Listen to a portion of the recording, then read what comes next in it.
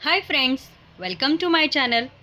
आज आपण बनवतो मस्त असे हेल्दी बीटरूट कटलेट, हेल्दी आणि टेस्टी। त्यासाठी इथे मी 2 बटाटे उकडून अशा प्रकारे स्मॅश करून घेतला आहे आणि त्यामध्ये मी 2 बीटरूट खिसून घेतलेले आहेत। त्यामध्ये मी 1 मिरची बारीक चिरून टाकली आहे।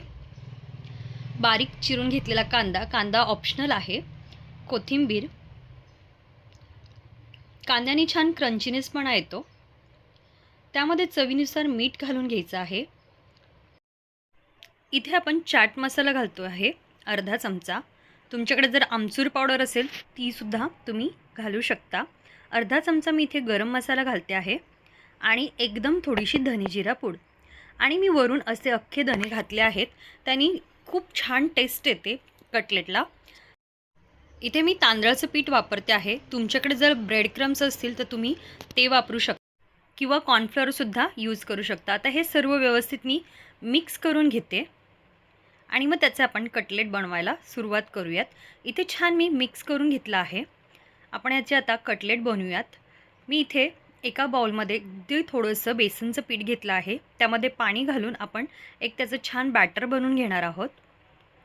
तर कटलेट बनवत असताना तुम्हाला जो शेप आवडेल त्या शेपचे कटलेट बनवायचे आहेत आणि ह्या बेसनचे बॅटर बनवले त्यामध्ये डिप करून आपण रव्यामध्ये डिप करून घ्यायचं आहे आणि तव्यावरती मी हे शॅलो फ्राय करून घेणार आहे।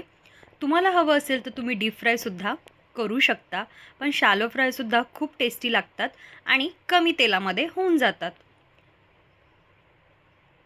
मी परतवून घेते। मीडियम फ्लेमवरती एक 5 ते 7 मिनिटं आपण शॅलो फ्राय करून घेऊयात।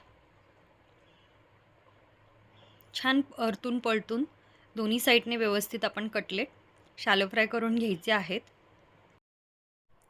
तुम्ही हे कटलेट बनवून सुद्धा ठेवू शकता आणि जेव्हा गेस्ट येणार असतील तेव्हा तुम्ही गरम गरम सुद्धा सर्व करू शकता। तुम्ही ब्रेकफास्टसाठी सुद्धा कटलेट खाऊ शकता। कटलेट झालेले आहेत, आपण काढून घेऊयात।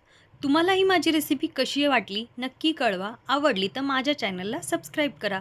पुन्हा भेटूया अशाच एका नवीन रेसिपीमध्ये। तोपर्यंत धन्यवाद।